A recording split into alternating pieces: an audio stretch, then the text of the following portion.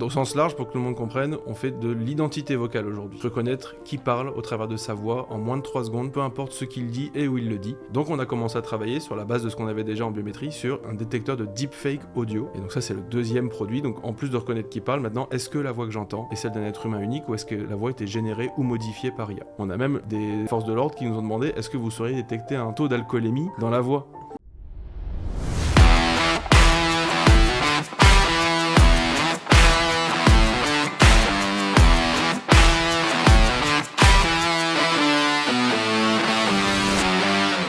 Bonjour Florent, Bonjour Alexandra, je suis ravie de te recevoir. je suis ravi d'être là. Et on va mieux comprendre pourquoi je suis ravie de te recevoir, mais là, je suis sur un sujet où clairement, j'y connais pas grand-chose. Et donc, je sais que je vais apprendre plein de trucs pendant 1 heure. Donc, merci d'être là et merci d'avoir accepté l'invitation. On va démarrer par le démarrage. Est-ce que tu peux me dire qui tu es ? Alors, qui je suis? Fais gaffe, j'adore parler de moi, donc on va passer beaucoup de temps. Donc moi, je suis Florent Van Kelster, je suis un plus si jeune que ça, entrepreneur, donc j'ai 32 ans. Quelle Plus vieillesse. si jeune que ça. Je suis papa de 2 petites filles, la deuxième a 6 semaines. Donc tout se passe bien. Donc, gérer ça avec la vie d'entrepreneur, c'est très rigolo. Mais du coup, ouais, donc, je suis un pur produit d'école de commerce française. Et à la sortie d'école de commerce, je suis directement parti dans l'entrepreneuriat. En fait, j'ai fait mes stages de fin d'études avec une boîte canadienne.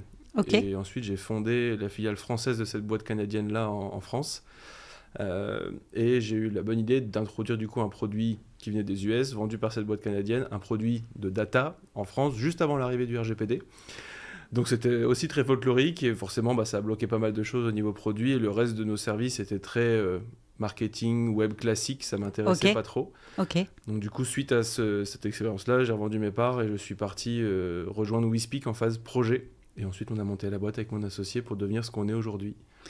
Donc déjà, je me permets, petite pause, rien que de cette introduction. Ce qui est intéressant, c'est que là, sur la première expérience, en gros, c'est l'importation de ce qui marche très très bien au Canada, en France, avec des complexités légales, j'ai envie de dire, qui ne sont pas du tout les mêmes au Canada. Qui sont pas, oui, le Canada et US, quand on est sur un produit de data, donc récolte de données personnelles, non pas sensibles, là on parlera de données personnelles sensibles Oui. avec ce qu'on fait aujourd'hui. Tout à fait. Mais là, à l'époque, oui, c'était récolter de la data via du Wi-Fi sur des lieux de vente pour après pousser des produits quand on Bien a sûr. le profil qui correspond.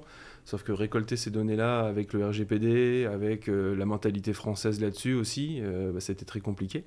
Donc c'est pas ça qui a fait tenir la boîte à cette époque-là. Et je dis le reste des services, notamment on a implanté ça sur l'île. Donc sur l'île, te dire, je sais plus combien, à l'époque je crois qu'il y avait plus de 100 agences web qui faisaient à peu près la même chose que nous sur les produits classiques. D'accord. C'est pas vers là où je voulais me diriger. Ouais, ok. Et donc, tu arrives chez WeSpeak. Alors, encore un cran avant, on arrive chez Alacrité. Alacrité, qui est un startup studio qui est à Lille. Il était juste à côté de la gare Lille-Europe. Ouais. Et en fait, Alacrité, il y en a, je crois, 6 ou 7 dans le monde. Alacrité, ça a été créé par le créateur de Mytel, une grosse boîte de téléphonie mondiale. Et il était convaincu que toutes les grosses boîtes ont des problèmes, mais des problèmes qui peuvent être résolus par la techno, et elles n'ont pas le temps de résoudre leurs propres problèmes, ils s'interrogent plutôt sur le problème de leurs clients.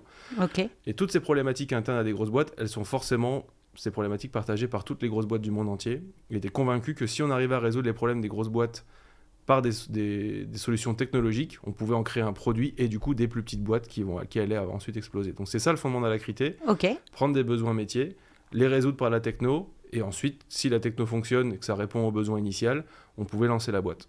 Et c'est comme ça qu'on s'est fondé donc chez WeSpeak. Le besoin venait même de HubOne, qui est une filiale d'ADP, qui gère la télécommunication sur place. Tout à fait. Et le besoin était, comment on fait pour authentifier de façon fiable des salariés qui sont parfois là en intérim sur une courte durée, qui n'ont pas tous des facilités avec des fonctions cognitives, donc retenir des mots de passe qui peuvent être compliqués, et qui ne vont pas prendre le temps de les retenir, surtout sur 3 jours ou 2 jours d'intérim, mais les authentifier de façon fiable sur un terminal mobile. Ok. Et on a pris le parti de la voix. Se dire, on peut certainement, à l'époque on se disait juste certainement, reconnaître quelqu'un au travers de sa voix en quelques secondes d'audio. Et ça, c'était le fondement du projet. Et on a commencé à travailler là-dessus. Donc une première équipe avait commencé à travailler là-dessus, je crois, en 2017. Ok. Ils avaient testé des technos, ils n'arrivaient pas à avoir quelque chose de suffisamment fiable. J'ai rejoint, moi, WeSpeak, je crois que c'était en 2018, fin 2018, en phase projet. Et on a remodelé l'équipe avec ceux qui deviendront mes associés, donc Jean-François et Pierre. Jean-François qui lui est un docteur aussi en architecture, enfin en IA de l'époque, on appelait les systèmes experts, parce que Jean-François a plus de cheveux gris que moi. Et Pierre qui lui est un docteur beaucoup plus jeune, parce qu'à l'époque il était même jeune docteur, il sortait de son doctorat, et lui c'est sur l'IA embarquée, donc les architectures neuromorphiques à faible consommation. Et donc on a commencé à travailler là-dessus, et Pierre a sorti, je crois que c'était en l'espace de 2 mois, en se basant beaucoup sur les travaux qui ont été faits sur la précédente équipe. En 2 mois, il a réussi à sortir quelque chose qui fonctionnait, qui pouvait être testé, et c'est là où tout a vraiment commencé, quoi. Et donc, clairement, aujourd'hui, WeSpeak fait quoi? Alors, on continue sur le postulat de base, c'est-à-dire reconnaître un utilisateur grâce à sa voix. Donc ça, c'est le premier pilier. Dans le sens large, pour que tout le monde comprenne, on fait de l'identité vocale aujourd'hui. Pour nous, l'identité vocale, c'est 2 piliers, et derrière chaque pilier, il y a une techno qu'on maîtrise. Premier pilier, c'est celui que j'ai déjà cité, c'est la biométrie vocale. Ouais. Donc reconnaître qui parle au travers de sa voix en moins de 3 secondes, peu importe ce qu'il dit et où il le dit. Donc ça, c'est au même titre que des biométries faciales et digitales qu'on a déjà l'habitude d'utiliser avec nos smartphones. Nous, on fait ça avec la voix. Donc premier pilier, reconnaître qui parle. Avec l'avènement de l'IA aujourd'hui, l'IA notamment générative, on peut faire dire n'importe quoi avec la voix de n'importe qui, sous réserve qu'on ait quelques secondes de la voix qu'on veut imiter. C'est devenu très facile, c'est devenu gratuit. Bah ouais. Et maintenant, c'est quasiment impossible à détecter l'oreille nue pour les meilleurs algos. Donc on a commencé à travailler sur la base de ce qu'on avait déjà en biométrie sur un détecteur de deepfake audio. Et donc ça, c'est le deuxième produit. Donc en plus de reconnaître qui parle, maintenant, est-ce que la voix que j'entends est celle d'un être humain unique ou est-ce que la voix a été générée ou modifiée par IA? Et ça, c'est la détection de deepfake. Donc ça, c'est la dernière inno. C'est assez récent ou ça fait déjà un moment que vous travaillez dessus, vous? On travaille dessus depuis à peu près 2 ans. Ouais. Et on a quelque chose qui, bon, j'ai pas peur de le dire, on est les meilleurs du monde sur le sujet en détection de deepfake depuis à peu près 1 an. Ok. En fait, avec la version bêta qu'on a lancée l'été 2024, on est arrivé 4e mondiaux au concours ASV Spoof. Avec une toute première version. Ok, il y a un concours là-dessus. Oui, voilà, il y a des geeks partout. C'est un truc de fou. Donc il y a un concours là-dessus, on est arrivé 4e mondiaux, et 3 mois plus tard, on a gagné le concours de l'AMIAD, donc l'association d'IA de défense, avec l'AID, la DGA. On a gagné ce concours-là haut la main, et ensuite on a été publié sur des leaderboards, donc c'est un peu comme un classement mondial qui évolue en fonction des nouvelles publications, et là on était premier pendant un moment à la publication, et maintenant on est passé 3e depuis, je te parle, le moment où on se parle, depuis 2 semaines on est 3e. J'ai aucun doute que l'équipe R&D qui s'est remise sur le sujet un peu plus fort que prévu. En fait, c'est quoi qui va jouer sur ce classement? Qu'est-ce qui fait qu'on peut passer de premier à 3 et de 3? C'est quoi en fait la différence aujourd'hui qui fait que vous êtes repassé 3e? Alors, c'est purement sur de la performance de détection. Ça prend pas en compte comment tu le déploies ou autre. Ouais. C'est vraiment sur un jeu de données qui est donné par ce concours. Ils ont un ensemble de voix fake, pas fake. Ok. Et tous les concurrents travaillent là-dessus en se disant... Ils n'entraînent pas leur système sur ces voix-là. Ils oui, un bien système sûr. Où on n'a pas le droit d'utiliser les voix. Et sur cet ensemble de voix qui est commun à tous, quel système aura les meilleures performances de détection? Ok. Ah, je ne savais pas du tout qu'il y avait des concours, tu vois, j'en apprends. Il y en a. Définitivement tous les jours. Ok. Le fait d'avoir été premier à un moment, en fait, ça, c'est un énorme coup de pouce, j'imagine, d'un point de vue reconnaissance de l'entreprise, mais ça a des vraies vertus business. Alors c'est sûr qu'on est beaucoup plus visible. Ouais. Non pas qu'on est quand même encore, on n'a pas encore parlé, on en parlera sûrement après, mais on est encore une jeune start-up, surtout au sens petit. Bah, tu peux en parler d'ailleurs. Là, ça fait tu parlais d'Alacrité en 2017, la première équipe, et réellement l'entreprise, elle voit le jour dès le 2017 ou quand tu l'as rejoint fin 2018? En fin 2017 jusqu'à 2020, on était en phase projet. Donc on était incubé chez Alacrité. Okay. Et l'entreprise WeSpeak a vu le jour vraiment en mai 2020. Ouais, donc c'est récent. Voilà. Donc ça reste une petite... 5 ans et demi. Et on a créé la boîte, on a fait une levée de fonds d'amorçage en plein Covid. On était tous chez nous, derrière nos ordinateurs, à faire des visios, des comités d'investissement avec ceux qui deviendront nos actionnaires aujourd'hui. Et on a levé de l'argent, on a créé la boîte en plein Covid, plein confinement. À la limite, ça me perturbe pas de par le métier que vous faites, parce que j'imagine qu'au contraire, vous avez pu tester déjà pas mal de choses à travers ce Covid. Ouais. Et vous avez dû avoir les premiers business qui sont tombés à ce moment-là. Alors les premiers tests, c'est clair, à ce moment-là, ça a bouleversé tout le monde, donc on a eu des demandes sur est-ce que vous pouvez vous mettre sur des outils de visio, est-ce que vous pouvez faire la transcription de réunion, comment on sécurise les interactions qui sont de plus en plus distancielles. Donc là, oui, ça a vraiment montré la pertinence de notre techno. Ouais. Et après, en termes de business, on est une boîte qui a mis beaucoup de temps à vraiment faire du business, parce qu'on parlera des usages après, mais on se met sur des produits de téléphonie, on se met sur de la gestion d'identité, on se met sur des infrastructures qui mâchent énormément de données aussi. Donc l'intégration n'est pas si plug and play que ça, en tout cas pour la biométrie. Okay. Pour le deepfake, c'est beaucoup plus facile. C'est juste, pour le deepfake, c'est donne-moi un fichier et dis-moi si c'est fake ou pas fake. Alors que pour la biométrie, il y a tout un préalable, créer sa signature, mettre ça dans le bon processus, recueillir le consentement, stocker la signature de façon compliant RGPD CNIL, et ensuite retrouver la signature quand la personne veut être reconnue. Quand tu parles de signature, c'est vraiment la signature vocale. Exactement. En fait. Ouais. Et donc ça se fait... Donc si on prend ce premier use case, c'est quoi un use case sans parler forcément de nom d'entreprise qui passe par vous, mais typiquement, tu parlais de téléphonie. Oui. C'est quoi? C'est-à-dire que ça représente quoi une signature vocale pour vous? Qu'est-ce qui va vous compter? C'est un long échange qui fait qu'on arrive à détecter un certain nombre de choses dans la voix? Alors, pour créer une signature vocale, on a besoin d'une dizaine de secondes de la voix. Ah oui, donc c'est pas énorme. C'est pas énorme. C'est vraiment... le cas classique, c'est... L'usage qu'on pousse le plus, c'est sur le centre d'appel. Aujourd'hui, quand on appelle sa banque, son opérateur téléphonique, son assurance, il y a une première phase où forcément la banque veut s'assurer qu'elle parle au bon client. Exactement. Ou l'assurance, pareil, pour pas donner les infos à la mauvaise personne. Ou faire un virement avec le compte de quelqu'un sans que ce soit la bonne personne. Donc il y a cette phase d'authentification où, quand on appelle sa banque, on appelle parce qu'on a un problème ou une question urgente. Et d'abord, le banquier va vous dire, attendez, répondez-moi à telle question pour prouver que c'est bien vous. Hyper frustrant. C'est long, c'est frustrant, et par les standards d'aujourd'hui, c'est plus assez sécurisé. Alors qu'avec WeSpeak, le but c'est, je crée ma signature vocale lors d'un appel classique, donc je suis authentifié de façon classique avec les fameuses questions-réponses, l'appel se passe de façon classique, et quand le client est satisfait et qu'on a rempli sa demande, à la fin, l'agent va lui dire, est-ce que vous voulez qu'on crée votre signature pour que la prochaine fois, on vous reconnaisse en moins de 3 secondes et qu'on sécurise votre compte bancaire? Le client dit oui. Soit l'infrastructure téléphonique le permet et on prend un enregistrement de l'appel côté client et on crée sa signature vocale sur la base de ce qui vient de se passer. Soit le client reparle une dizaine de secondes ou on l'envoie sur un SVI pour qu'il parle 10 secondes. On recueille sa signature là, on crée la signature vocale. Sauf que la signature vocale, ensuite, c'est plus le fichier audio. C'est une représentation de la voix qui n'a de sens que sur nos moteurs. Ça, c'est pour l'aspect sécurité. Cette signature, elle est chiffrée de bout en bout. Ouais. Elle est signée par les moteurs WeSpeak et elle est chiffrée par 2 clés de chiffrement. Et notamment une clé de chiffrement qui est en possession de l'utilisateur final. Ça fait que les utilisateurs lambda comme vous et nous, on peut supprimer notre signature à tout moment sans devoir repasser par la banque, sans devoir repasser par WeSpeak pour garder le contrôle sur sa biométrie. Ok. Et donc, juste pour comprendre, qu'est-ce qui va être vraiment authentifié dans cet enregistrement qui fait qu'on sait que c'est la bonne personne?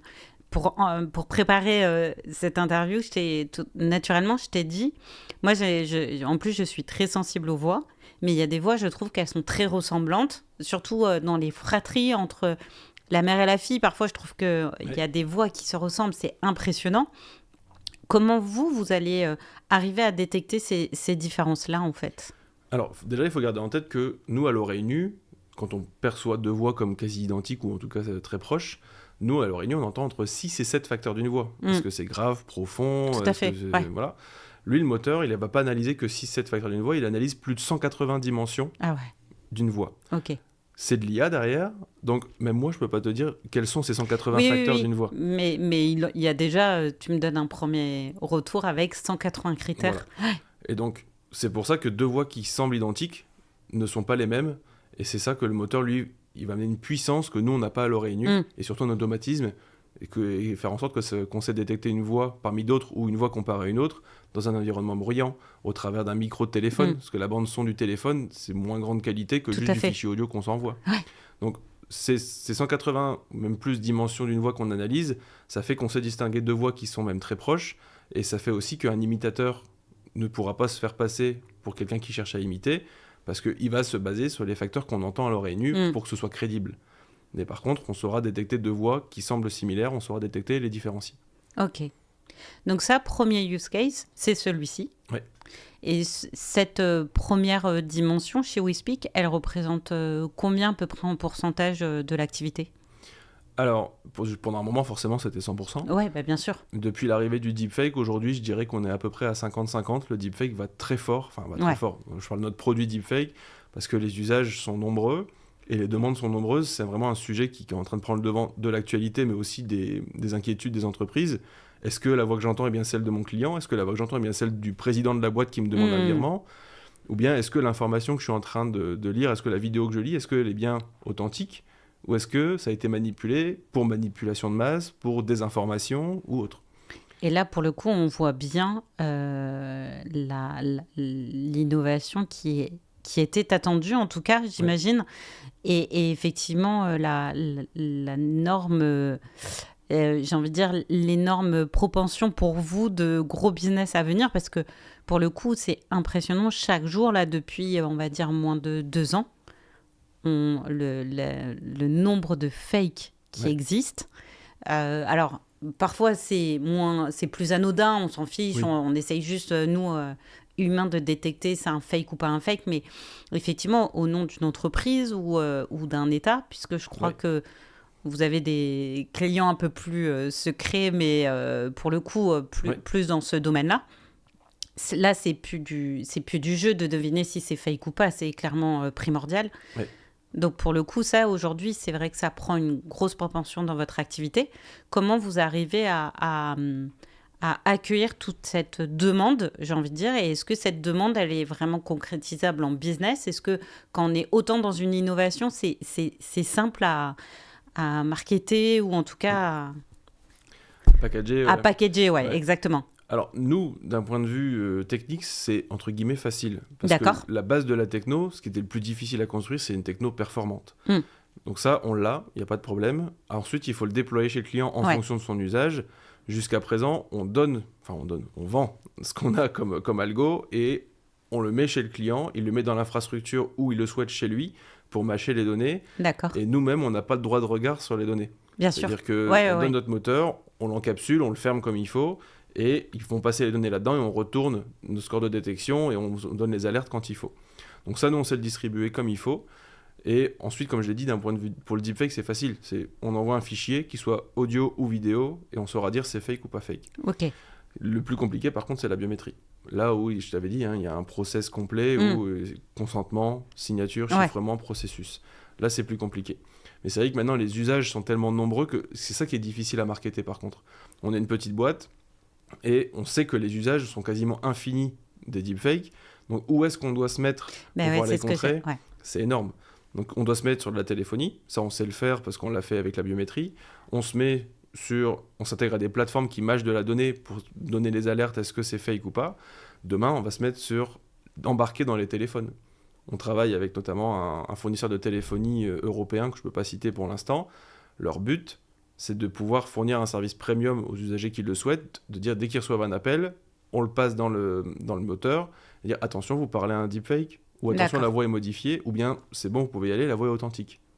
Donc ça, c'est un enjeu, et c'est bien que les opérateurs de téléphonie prennent le sujet, parce que c'est eux qui sont en première ligne pour pouvoir sécuriser dès le signal audio. Vous voyez ?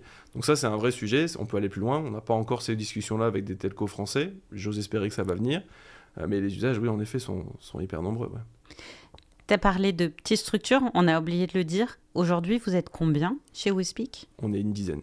Vous êtes une dizaine et principalement sur de la R&D. C'est ça, on est 3 chercheurs aujourd'hui, dont la moitié d'un chercheur qui est mon CEO, donc mon associé, qui fait un peu du business mais qui supervise aussi le programme de recherche. Sinon, on a 2 chercheurs à temps plein deepfake biométrie. Et le reste, c'est des ingénieurs, donc des devs, des DevOps, des devs purs, qui vont gérer l'infra, la roadmap technique et l'intégration chez les clients. Et en termes de marketing, on a une ressource externalisée. Ok. Et en termes de business, c'est moi qui fais ça sur la partie de mon temps CEO et mon associé COO qui fait ça aussi sur le reste de son temps. Ouais, donc c'est vraiment une belle équipe de techno en fait et d'inno, quoi. C'est ça, on est une boîte 100% tech. Et pour le coup, ça c'est une question qui est intéressante que tu as commencé à développer. Quand on est une petite structure et en même temps dans l'innovation pure et en même temps à la recherche de business, comment on arrive à se mettre des limites de ça, on peut y aller, ça, il ne faut pas qu'on y aille parce que honnêtement, oui, c'est cool sur le papier, oui, on va avoir ce client-là, pour autant, si on commence à aller sur ce terrain-là, ça va nous manger 80% du personnel. Et de ce fait-là, on n'aura pas forcément de temps pour autre chose qui va devenir notre cœur de métier. Ou... Comment on fait ces choix-là ? On les fait difficilement, Ouais. Notamment quand je te dis que les perspectives sont énormes, il y a des besoins un peu dans toutes les industries, c'est comment on se focalise là-dessus. Souvent, c'est notamment les secteurs défense et armement et autres, c'est venu naturellement parce que notamment c'est via l'AID qu'on est financé via un processus rapide qui nous aide sur toute la R&D, et sans cette aide-là, on n'en serait pas arrivé aussi vite et là où on en est aujourd'hui. Donc ça, c'est un secteur qui est venu naturellement. Et ensuite, par extension, les secteurs qui se regroupent avec les clients qu'on avait déjà existants. Donc là, les arbitrages ont été assez faciles. Ouais. Là où on doit dire non, c'est pas tant au niveau business, c'est au niveau modification du produit. Ah oui. Parce que là, on a les fonctions de base, reconnaître quelqu'un comparé à une autre, ou reconnaître quelqu'un dans une base, biométrie. Et ensuite, est-ce que la voix est fake ou pas ? Et ensuite, il y a plein de demandes adjacentes qui viennent. Est-ce que vous savez faire de la transcription de réunion ? Donc là, ça nécessite du travail d'adaptation sur un outil particulier. On a même des forces de l'ordre qui nous ont demandé, est-ce que vous sauriez détecter un taux d'alcoolémie dans la voix ? Et ça, en vrai, ils ont eu raison de nous demander ça parce que Bien sûr. On saurait le faire. Toutes les questions ensuite de données, c'est de l'IA, donc il faut faire mâcher de la donnée derrière. Donc là, ce qui aurait été très drôle, c'est de constituer le corpus de voix. Parce que là, il faut les voix de centaines de personnes. Ces centaines de personnes, il faut à chaque fois un échantillon de voix où ils sont sobres, un échantillon de voix où ils ont bu mais qui peuvent conduire, un échantillon de voix où ils peuvent pas conduire mais ça va, et un échantillon de voix où ils peuvent pas conduire et rien faire d'autre. Là, tu aurais pu trouver un petit panel sympathique à constituer. Voilà, ça aurait pu être très drôle. C'est très drôle, mais aussi on est obligé de mettre des limites. Parce que là, typiquement, on parle d'opportunités, donc de travail à engager, de dépenses et d'opportunités. Là, ça veut dire qu'on aurait pu vendre ça qu'aux forces de l'ordre. Et on a aussi, donc, quand on se lance dans des travaux de recherche comme ça, on n'a pas de certitude sur, in fine, la performance de reconnaissance qu'on aura.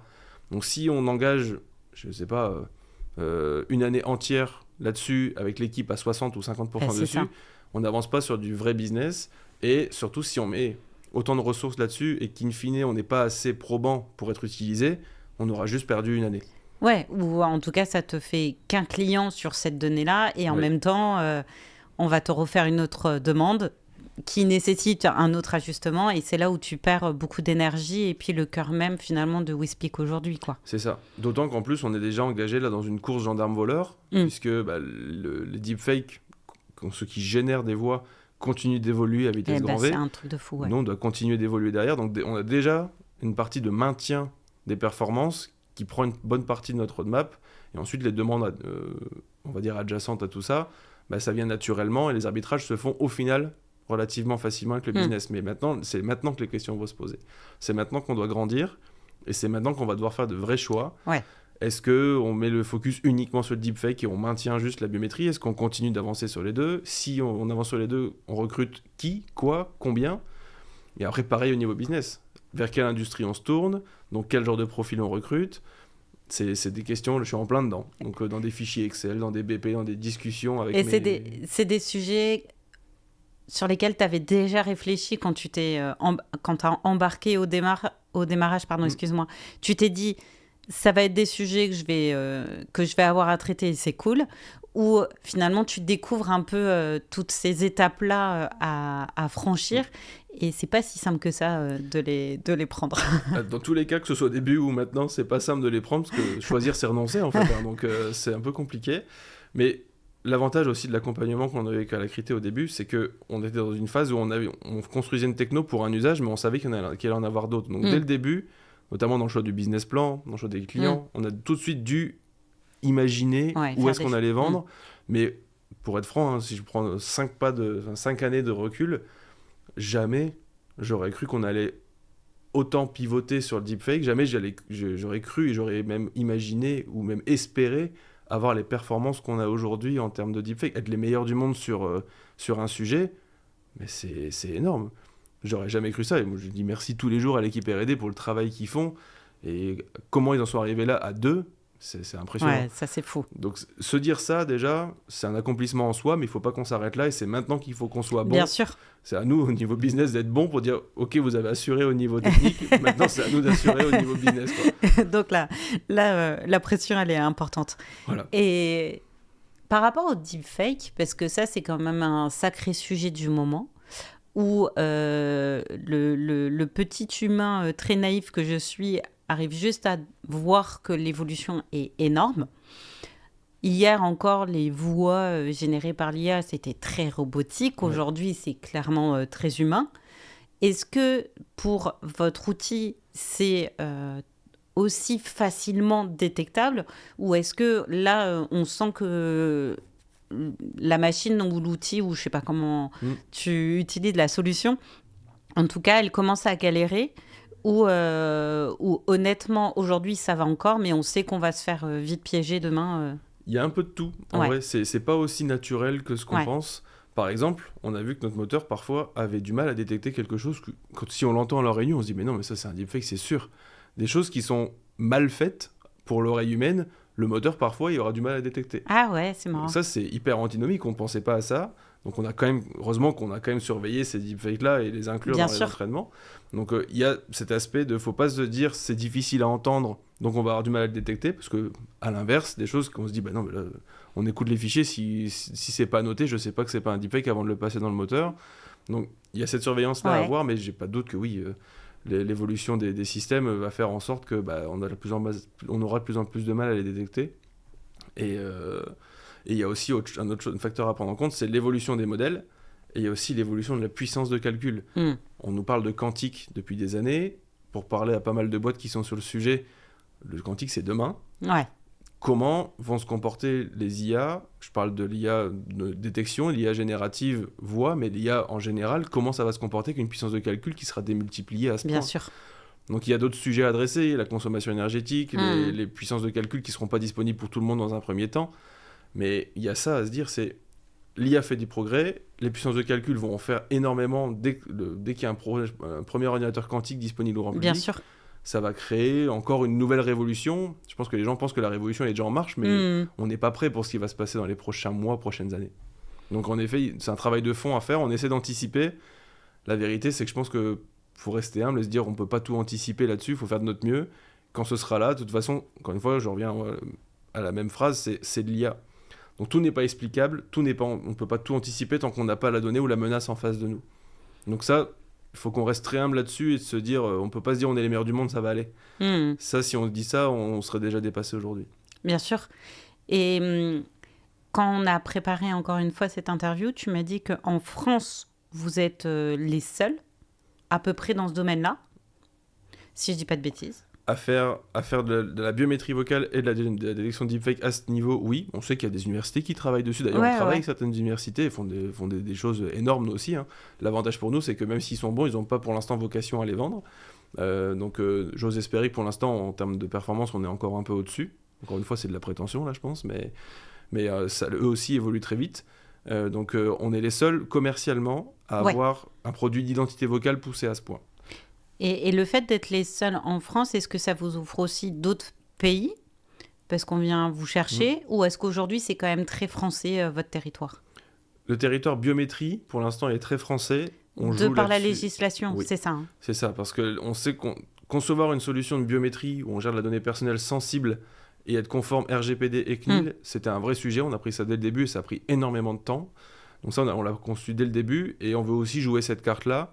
On a aussi une envie, une ambition, hein, on est une boîte française, on est financé par des fonds français et des subventions françaises. On veut rendre aussi, entre guillemets, à notre pays, même si on n'est pas des philanthropes, mais se dire, tout ce qui est technologie souveraine, ça doit d'abord bénéficier à la France. Bien sûr. Mais bien sûr, au niveau commercial, on vient nous chercher des US, on vient nous chercher de l'Allemagne pour nos technos. Parce qu'il faut, si on reste d'un point de vue purement commercial, il faut garder en tête qu'on a face à nous des mastodontes français, des banques françaises, des boîtes de techno françaises, qui ont une certaine inertie. Et c'est normal, on ne peut pas faire bouger une boîte de 10 000 personnes comme on bouge une boîte de 10 personnes. Donc il y a cette inertie dans les cycles de décision, cycles de vente, cycles d'installation, qui fait qu'aujourd'hui, on a beaucoup de clients intéressés. Le temps que ça se mette en œuvre, ça prend un peu de temps, quoi. Puis après, c'est le marché actuel. Hein. tout prend beaucoup de temps. Oui. Et là, aujourd'hui, un cycle à peu près de... Parce que tu disais, ça ne s'installe pas si facilement. Il vous faut combien de temps à peu près ? En théorie, si on parle que de notre solution, Oui, que la vôtre. c'est facile en fait, mais c'est juste s'intercaler dans la roadmap qui est déjà bien chargée d'un client. Je pense à un client bancaire.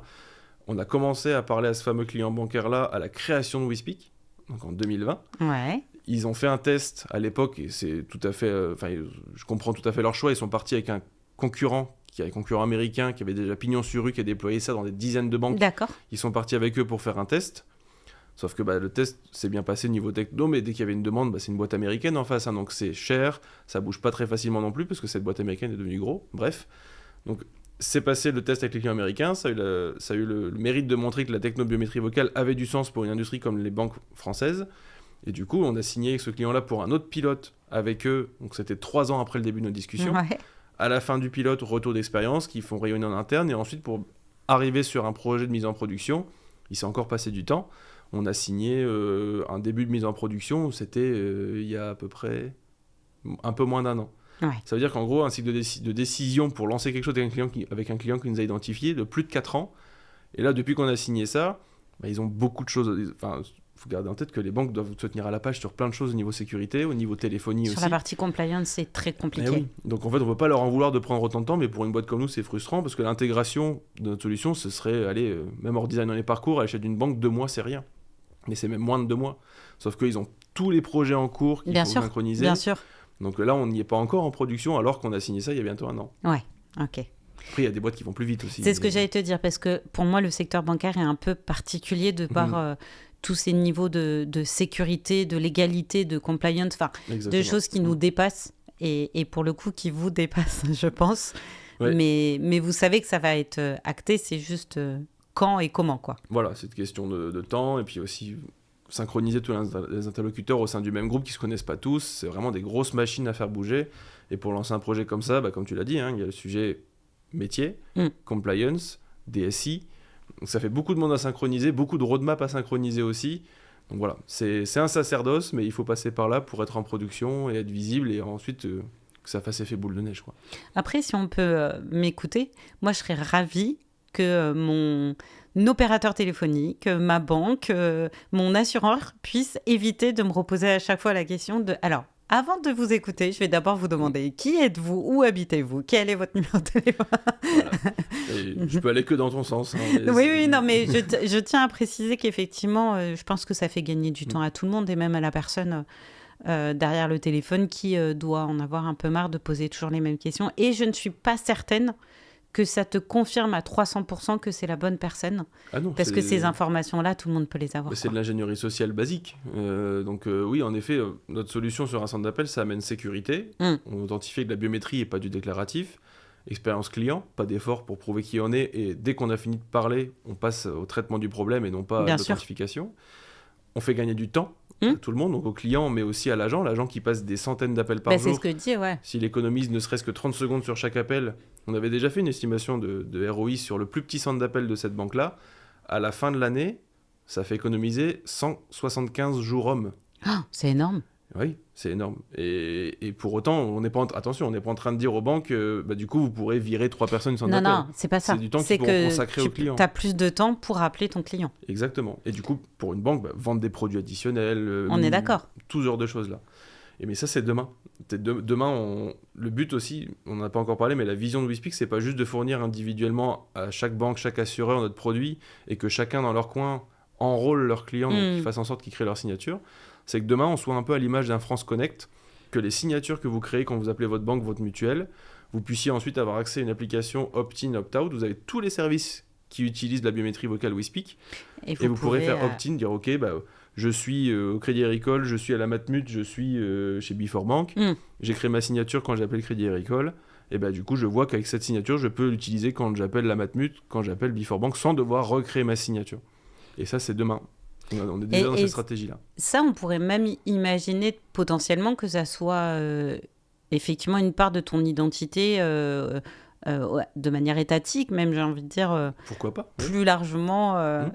ça pourrait remplacer effectivement un France Connect ou j'en sais rien. Ou se greffer dans Ou France Connect. se greffer à Ouais, France ouais. Connect parmi, tu sais, les différents opérateurs qui, c'est OK si tu passes, j'ai jamais compris pourquoi Amélie te permettait d'accéder à tes impôts, mais tu vois, par exemple, tu peux passer par Amélie pour aller payer tes impôts, bah, on pourrait très bien imaginer que ton identité vocale en fait partie, quoi. Exactement. D'ailleurs, là-dessus, on a commencé à avancer un peu avec DocaPost. Eux, ils ont un produit de KYC, donc vérification d'identité pour différents services, un produit qui s'appelle ID 360. Et ils ont intégré notre brique de biométrie, donc ça fait partie de leur processus de Know Your Customer, KYC.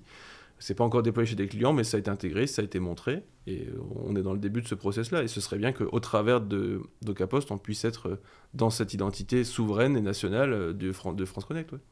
Donc, tu as commencé à parler un peu des visions justement de demain de WeSpeak. Est-ce que tu as d'autres réflexions autour de WeSpeak et de ce que tu imagines, enfin, quand je dis tu, c'est vous imaginez de WeSpeak. Alors, j'ai du mal aujourd'hui à demander aux gens, tu vois, de se projeter à 5 ans parce que j'ai l'impression que déjà la plupart des dirigeants ont déjà du mal à dire à 2 ans, j'espère être là.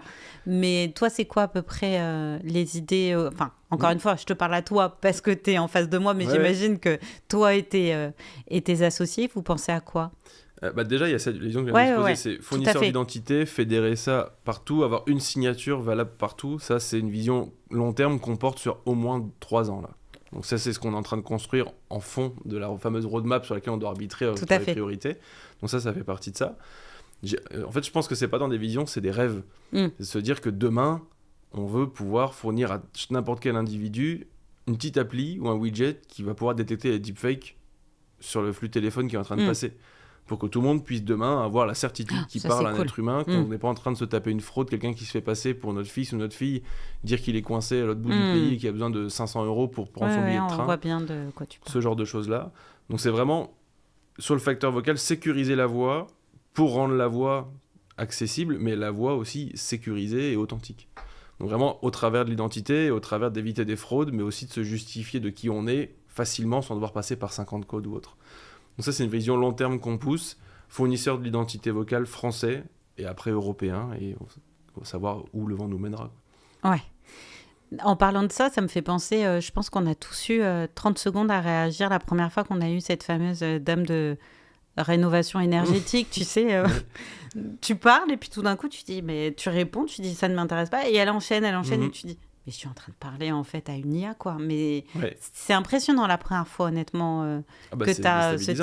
Donc effectivement, juste en 10 secondes, en 5 secondes, je ne sais pas, qu'on te dise attention, tu es en train de parler à une IA, c'est pas mal, quoi. Ouais, alors attention, notre but, c'est pas forcément de bloquer toutes les IA, mais ta question, elle est tout à fait légitime, mais ça fait partie de nos réflexions. C'est est-ce qu'on se dit, attention, deepfake, mais on parle juste à une IA qui veut nous proposer un produit d'énergie. En soi, même si c'est chiant, je sais même pas s'ils ont le droit de le faire en vrai. J'ai un doute. Mais... Parce qu'il y a eu des réglementations sur la prospection téléphonique, on peut plus passer un nombre d'appels qu'on veut. Peut-être pour ça qu'ils passent par une IA ou ce genre de choses-là, mais bref, on peut détecter ça comme une IA, parce que c'est du speech to text, du text to speech. On rentre un texte et après, tout à fait. Il parle le scénario qu'on veut. Ça, on sait le détecter. Est-ce que c'est une menace ou pas ? Je sais pas, mais en gros, ne serait-ce qu'avoir ce petit widget qui dirait « tu parles pas à un humain », oui. Déjà, on se dit, ok, donc si la rénovation énergétique, ça m'intéresse vraiment pas, ça fait 50 fois qu'il m'appelle, je raccroche dès que j'ai le signal que c'est pas un humain. En fait, c'est ça. C'est plus dans ce sens-là, tu vois, où effectivement, je dis pas qu'il y a pire que l'humain pour la prospection, mais je dis juste que, en tout cas, moi, je suis tellement assaillie de coups de fil, et je pense que c'est tout le monde. Soit tu réponds pas, ou soit tu réponds à quelqu'un, t'essayes juste d'être à peu près poli plutôt que de l'engueuler en disant « excusez-moi, ça m'intéresse pas » ou tout ce que tu veux. Si c'est une IA, j'ai peut-être moins besoin de lui dire « excusez-moi, ça ne m'intéresse pas ». Enfin, moins de scrupules, quoi. Tu vois, t'as moins de... Exactement. Ouais. C'est dans ce sens-là aussi où je dis ok, je peux aller plus vite à l'essentiel, je raccroche. Je suis d'accord. Ouais. Mais parmi les usages de deepfake que vous avez eu là ces derniers temps, est-ce qu'il y a des usages que tu n'avais pas forcément imaginés parce qu'on pense j'imagine effectivement assez classique, comme tu en as parlé. Est-ce qu'on est sur une menace pour mon entreprise ? Est-ce que c'est vraiment un collaborateur qui m'a laissé ce message ? Est-ce que c'est... ok. Ouais. Est-ce qu'il y a eu d'autres demandes qui étaient un peu sortis du cadre que vous aviez imaginé sur la partie deepfake? Alors oui, c'est des gens, du coup, bon, là encore une fois, je vais faire attention à ne pas citer de nom, mais en gros, on a été sollicité par une entité publique Mhm. sur laquelle il y a eu des révélations sur des façons occultes dont l'entité publique gérait les fonds, attribuait des choses avec du favoritisme, potentiellement du racisme anti-blanc ou Mhm. racisme tout court. Et en fait, la personne qui a été incriminée pour ça dit mais non, c'est pas ma voix qui dit ça, c'est de l'IA. D'accord. Et donc nous, on pensait que dans le cadre de cette enquête-là, on allait juste attester que c'était une IA. Et en fait, il s'avère que non, c'était pas une IA. Donc la personne se défend en voulant faire croire que c'est pas elle qui a dit ça et que c'est une IA. Et en fait, j'aurais jamais cru qu'on allait avoir à faire ce boulot dans ce sens-là, Ah oui. de dire bah non, c'est pas une IA, on a fait passer dans tous nos moteurs, on a noyé la voix dans plein de façons différentes, Et l'analyse vous êtes statistique. sûr que de vous, quoi. Bah, on n'est jamais sûr à 100%, Ouais. mais 99% on est sûr. En tout cas, à l'inverse, vous pouvez pas attester que c'est une IA. Voilà, donc ça c'est surtout ça, parce qu'en fait maintenant, je divague aussi, mais on Ouais. va un cran plus loin que de détecter si c'est une IA ou pas, on sait maintenant aussi dire quelle IA a généré ça. D'accord, ok. Donc c'est un cran plus loin qu'on va, Ok. on a encore d'autres pistes pour aller plus loin dans la détection. Ça aide notamment dans le travail d'enquête, de dire bah voilà, c'est tel Fermatrol basé en Russie qui essaie de manipuler le régime ou ce genre de choses-là. Ah ouais. Et donc du coup, dans ce genre d'enquête-là, on s'est dit bah on va juste détecter que c'est un deepfake, prouver éventuellement avec quel algo ça a été fait, et puis c'est tout, la dame on lui donnera raison. Et là du coup, c'était pas du tout ça. Donc en fait, là nous on était mal à l'aise parce que la personne, on la met dans l'embarras, mais on nous a demandé une analyse. Donc encore une fois, tout est anonyme, on sait pas de qui on parle. Oui, bien sûr. Donc là, du coup, ça fait partie du genre de champ d'application qu'on n'avait pas. On savait qu'on allait faire du travail qu'on appelle forensics, c'est d'analyse au cas par cas, mais je savais pas qu'on allait avoir ce genre. Très vite en plus, c'est une des premières analyses qu'on a fait, de dire il y a déjà des gens qui essaient de se cacher derrière l'IA pour couvrir des choses qu'ils auraient dites et qu'ils n'auraient pas dû, ou des choses qu'ils ont inventées. Dans ce cas-là, c'est potentiellement des choses qui étaient inventées. Donc mais j'ai l'impression que en fait, des demandes comme ça, vous allez en avoir beaucoup. Oui, alors est-ce qu'on pourra toutes les adresser? Je sais pas, parce que derrière on doit quand même fournir un rapport sérieux qui pourrait être utilisable en justice. Donc on peut pas sortir n'importe quoi ou juste c'est deepfake, c'est pas deepfake avec un score. Bien sûr, non mais je me doute bien. Donc il y a toute une analyse à faire, une contre-analyse pour s'appuyer sur des faits tangibles, quoi. Donc j'aurais jamais cru qu'on allait avoir ce cas-là et aussi vite. Encore quand l'IA est généralisée dans un an, que tout le monde sait qu'il peut l'utiliser, dire bah non, j'ai pas dit ça, et se cacher derrière l'IA, ça m'aurait pas étonné, mais aussi vite, non, j'aurais jamais cru ça. Ah, je veux bien le croire. Ouais. J'étais étonnée par une autre chose quand on a préparé l'interview, c'est le fait que vous soyez 10, parce que ça me paraît pas énorme, et en même temps parce que étant en start-up, on est un peu plus nombreux de mon côté, mais c'est parce que tu as une grosse partie justement commerciale, une grosse partie customer success, choses comme ça. Et je me dis, c'est peut-être aussi que vous en avez moins besoin, vous, parce que ça se fait assez naturellement, ou c'est parce que vous avez aussi, j'ai envie de dire, 2 temps, 3 temps, 4 temps à voir venir justement toute cette partie un peu progression et propension de l'équipe. Alors, être entre guillemets si peu, c'est pas forcément une volonté. Alors, j'ai pas dit si peu, mais oui, petit. non, mais moi je considère que c'est peu à l'échelle des startups. On partage nos bureaux avec une boîte, ils ont déjà été 30. Donc nous, on est resté toujours aux alentours des 10. C'est une volonté de ne pas recruter du monde. Parce qu'en startup, il y a beaucoup de hauts, de bas. On est d'accord. Surtout vu le cycle de décision de nos clients qui est très long et très incertain. Entre le moment où on sait qu'on va avoir une commande et où on l'a effectivement, on a l'argent sur le compte, il peut se passer 1 an. On est d'accord. Donc recruter des gens... Vous êtes prudent. Donc, de temps à les recruter, donc les choisir, les former, et ensuite avoir la perspective de devoir les laisser partir parce qu'on n'a pas le cash pour les garder. Moi, ça c'est ma hantise. Je sais bien que je devrais pas raisonner comme ça en tant que chef d'entreprise, mais c'est très douloureux de devoir faire partir quelqu'un, non pas parce qu'il est mauvais ou qu'il crée des problèmes, mais parce qu'on n'a pas les moyens de le garder. Bien sûr.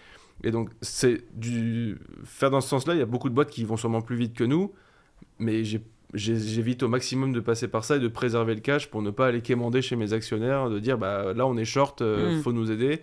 Le but c'est qu'on ait vraiment une croissance assez endémique et de recruter quand on se dit ok, là on peut y aller, il faut qu'on accélère, donc on y va. Donc c'est surtout une question de fond et une question d'éviter de passer par des moments difficiles au niveau RH en tout cas. Non, mais c'est tout à votre honneur. Hein. Mais c'est vrai que sur le coup, je me suis dit c'est fou, ça me paraît tellement une boîte où il va y avoir une demande de fou, ou est-ce qu'ils sont assez nombreux, j'ai envie de dire, pour l'accepter. Et en fait, j'en ai parlé autour de moi et il y a plein de gens qui m'ont dit, mais tu sais, il y a plein de startups qui cartonnent, qui sont 10. Alors, oui, Et pour le coup, parce que justement, comme tu l'as dit, parfois ça fonctionne à 10 et il faut surtout pas grandir trop vite ou prendre le temps ou aller sur des chemins sur lesquels en fait la boîte n'en a pas forcément besoin. Peut-être que aussi j'ai envie de dire, quand vous êtes sur une inno tellement de niche, dans le sens où vous n'êtes pas nombreux à faire ça, bah finalement, il n'y a peut-être pas besoin d'avoir une grosse équipe côté commercial ou... Enfin, voilà. alors on pourrait être plus. Au niveau commercial, je pense qu'il nous manque au moins 3 personnes pour aller plus vite au niveau commercial, pour et soutenir la partie R&D, donc trouver aussi... c'est pas une question de trouver la bonne personne, on cherche tous des moutons à 5 pattes, quoi. Donc c'est ça aussi, trouver les bonnes personnes pour accélérer. Donc je pense que là, on va arriver dans un moment où il faut accélérer. On a un créneau qu'il ne faut pas lâcher et qui va faire que augmenter. Bien sûr. Donc on sait le moment là de recruter, mais j'ai pour politique quand même d'y aller piano là-dessus. Et il y a aussi autre chose qui me fait peur, c'est que aujourd'hui on a une équipe d'une dizaine de personnes.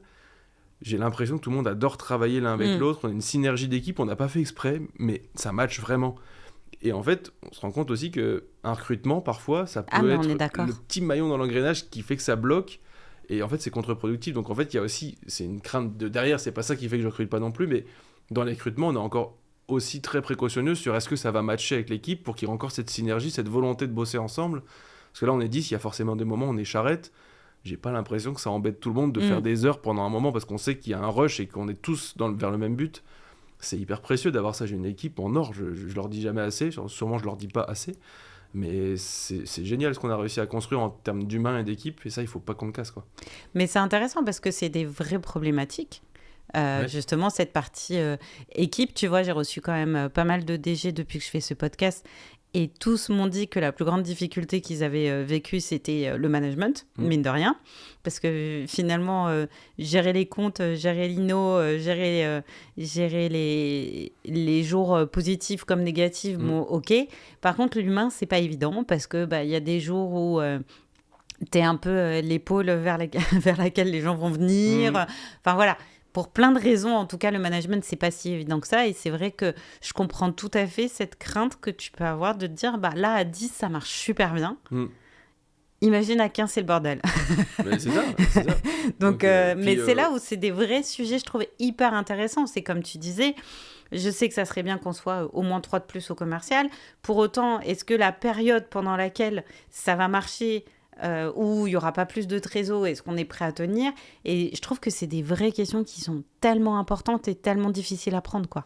Ouais, c'est, recruter quelqu'un, on s'engage au niveau trésor, on s'engage aussi sur, c'est ma vision, c'est on s'engage sur la personne qu'on recrute.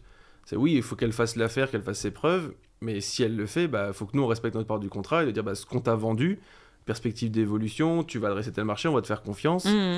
Si au bout de 6-8 mois, on lui dit désolé, tu fais le boulot, mais nos clients payent pas assez vite, on doit te faire partir, c'est un risque. Oui, il faut le prendre parfois, mais j'essaie de le mitiger au plus parce que quand on embauche quelqu'un, on joue avec sa vie aussi, quoi. Il va faire des plans, il recrute en CDI, il va sûrement acheter une maison ou un appart, s'endetter sur les 20 prochaines années. Si on lui fait perdre son boulot au bout de 3 mois, Ouais. C'est sûr que c'est pas évident. Et en même temps, je réfléchis... Quand tu es arrivé dans la boîte, tu avais à peu près 27 ans. Oui. Première levée de fonds. Tu avais déjà connu une levée de fonds? Non. C'est impressionnant? Alors, j'ai eu la chance, encore une fois, d'avoir des associés, surtout un associé qui a beaucoup plus d'expérience, qui lui avait déjà vécu ce cycle-là. Les cheveux gris. D'ailleurs, quand on a démarré la boîte, c'était lui qui était CEO de la boîte. D'accord? Pour une question de cheveux gris, justement, on a switché les rôles. Pour que lui puisse un petit peu lever le pied sur certains aspects. Donc, j'ai eu la chance d'être dans un environnement bienveillant. Nos actionnaires aussi nous ont bien accompagnés là-dedans. Donc, c'était pas brutal. Ce qui est brutal, c'est toujours l'aspect légal, parce que c'est du légal, tout le monde doit se couvrir. Mais c'était... Voilà. C'était une grosse levée? Non, en amorçage, on a levé 550 000 en equity, et on a complété ça avec des mécanismes BPI. Au fur et à mesure des années, les investisseurs, on n'a pas élargi, on a élargi que très peu le cercle des investisseurs, on a rajouté un il y a 6 mois. Mais le reste, sinon, c'était les investisseurs actuels qui ont continué de nous suivre. C'était une petite levée, mais ils ont suivi les différentes phases sans qu'on ait à repasser par une levée. C'est dans les tuyaux pour l'instant. Mais là, vous en avez fait une seule, si j'entends. Si on considère la levée de fonds d'amorçage comme une levée, ouais. Oui, enfin, effectivement, mais on parle de celle-là en tout cas. Donc, c'était la seule. Et vous avez eu assez, j'ai envie de dire, pour tenir en tout cas Voilà, depuis ces certains 5 moments ans. plus difficiles que d'autres, mais, Je veux bien le mais croire. ouais, du coup, ouais, on a levé en tout et pour tout, entre ça et les mécanismes BPI et autres, 2,5 millions. Donc ils ont quand même Ok, pas mal remis entre deux, hein. Et on a notre investisseur qui est rentré là, l'été dernier pour une partie de ce montant-là aussi. ok. Donc on a suivi. Et pour l'instant aussi, c'est pour ça qu'on n'a pas fait une levée de 5 millions d'un coup pour recruter 15 Mhm. personnes. C'est maintenant qu'il faut qu'on se pose les questions de est-ce qu'on veut lever justement ces montants-là pour accélérer fort ou est-ce qu'on reste sur l'organique avec ce qu'on a et on monte au fur et à mesure. Et est-ce qu'au bout de 5 ans, vous arrivez à être rentable ou pas? Non. Non, là, Non, là non, mais on... attends, enfin, je te pose la question, mais j'avais un peu idée de la réponse. Je connais très peu de startups qui le sont au bout Ouais. de 5 ans. Donc là, l'objectif, c'est... Je pense pas que ce soit objectif rentabilité. Surtout si je me place dans les chaussures de mes investisseurs, leur but c'est pas d'avoir une boîte rentable, leur but c'est de faire un exit un jour Mm. avec un multiple assez intéressant. Donc je pense que le but c'est de faire grossir la boîte Mm. sans forcément être rentable. Donc on va continuer de dépenser beaucoup d'argent, mais il faut qu'on se valorise. Et je pense que là déjà rien qu'avec la techno, on a une valorisation qui a fait un bond. Les clients qui commencent à rentrer, le chiffre d'affaires qui commence à être sérieux. Mm. Là, on avait prévu de faire X cette année. On fait X quasiment x2. Donc ça va être une belle année. Ça va être une belle Et année, le ouais. but, c'est d'aller chercher au moins le million l'année prochaine, avec une grande partie en récurrent. Donc c'est comme ça qu'on construit la Bien valeur d'une sûr, boîte. bien sûr. Et donc là, on est sur le bon chemin. Parce qu'un contrat, typiquement en biométrie, vous arrivez à signer 1 an, 2 ans. C'est quoi? C'est des À chaque fois, c'est des engagements? contrats d'1 an. Mais ce Ouais. qu'il faut garder en tête, c'est que quand nos clients mettent la biométrie chez eux, ils vont faire l'effort que leurs utilisateurs créent leur signature Bah, bien vocale. sûr. Donc, Donc, ils ils vont s'engagent pas un avoir petit envie peu quand même. d'arrêter. Bah, Voilà. bien sûr. S'ils ont enrôlé, je sais pas, 60 000 personnes la première année, ils vont pas avoir envie de recommencer de zéro avec un autre éditeur, Bien sûr. sauf si ça se passe vraiment mal. Ils ont le droit de partir, bien sûr. Voilà. Mais souvent, oui, c'est la suite logique d'un contrat, c'est que ça devienne entre guillemets de plus en plus gros, de plus en plus Mm. d'utilisateurs, quoi. Ok. Et sur la partie deepfake, ça peut être du one-shot? Alors ça pourrait, si c'est pour un besoin ponctuel. Pour l'instant, c'est plutôt quand on s'intègre vraiment dans un produit d'infrastructure ou D'accord. sur une plateforme. Là, c'est plutôt des packs d'heures d'analyse. Mm. Donc là, Ah oui, c'est par pack. voilà, là ils prennent des packs d'heures d'analyse. Donc là, du coup, s'ils ont besoin de, c'est sur 1 an par contre, hein. Donc ils ont besoin de, je sais pas, 500 000 heures d'analyse. Ils achètent ce pack-là, ils ont 1 an pour le consommer. Et après, on voit l'année prochaine, est-ce que ça a été trop, pas assez, et on reconduit, quoi.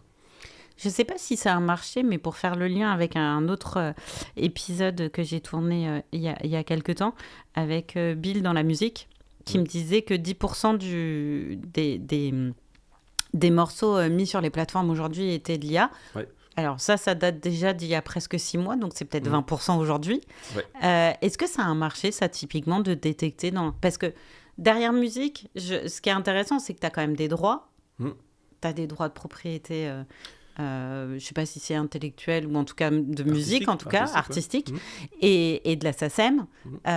Donc typiquement, un organisme comme la SACEM pourrait être intéressé de savoir si c'est de l'IA ou pas. J'en sais rien si c'est la SACEM en particulier qui pourrait être intéressée, mais en tout cas, j'imagine, et pareil pour toutes ces plateformes qui reversent un certain nombre de droits à chaque... Ils n'ont pas besoin de reverser à de l'IA. Si je dis pas de bêtises, me semble-t-il.